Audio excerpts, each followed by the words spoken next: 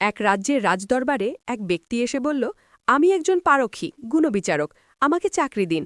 রাজা বললেন, চাকরি দিতে পারি, কিন্তু কোনো বেতন দেব না, শুধু এক পোয়া গুড় আর কিছু ছোলা পাবে। পারখী বলল, ঠিক আছে হুজুর। কিছুদিন পর রাজা একটি ঘোড়া কিনে আনলেন।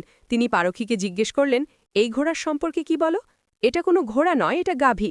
রাজা রাগ হয়ে ঘোড়া বিক্রেতাকে এনে জিজ্ঞেস করা হলো। সে বলল, জি হুজুর, এটা গাভীর মতোই, কারণ ছোটবেলায় এর মা মারা যাওয়ায় একে গাভী দুধ খাইয়েছিল। এবার রাজা পারখীকে জিজ্ঞেস করল, তুমি বুঝলে কেমন করে?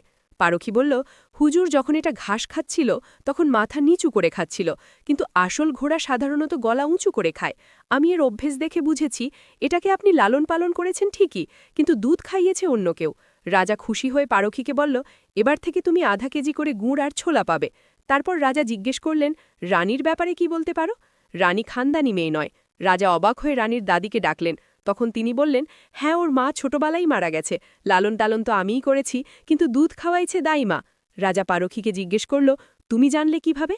পারখী বলল, হুজুর তার স্বভাব দেখে বুঝেছি। রাজবংশীয় রানীর মধ্যে নম্রতা থাকে, কিন্তু তিনি চাকরদের ওপর চিৎকার করেন, গালাগাল দেন, তার আচরণ থেকেই বুঝেছি তিনি রাজবংশীয় নন। এরপর রাজা বললেন, তাহলে আমার ব্যাপারে বলো। পারখী বলল, প্রাণের মাফ দিলে বলি। রাজা বললেন, মাফ দিলাম, সত্যি কথা বলো। পারখী বলল, আপনি রাজবংশীয় নন। আপনাকে দেখে আমার মনে হয় আপনি একজন ভাঁড়ভোজা, যিনি গুড় আর ভাজা ছোলা বিক্রি করেন। এই কথা শুনে রাজা আতঙ্কিত হয়ে মায়ের কাছে গিয়ে সত্য জানতে চাইলেন। মা কাঁদতে কাঁদতে বললেন, বাবা, কথা সত্যি।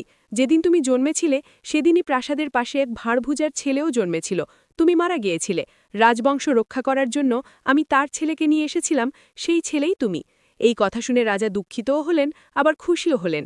শিক্ষা: মানুষের পরিচয় তার মুখ, পোশাক বা বংশ দিয়ে নয়, তার চরিত্র দিয়ে হয়।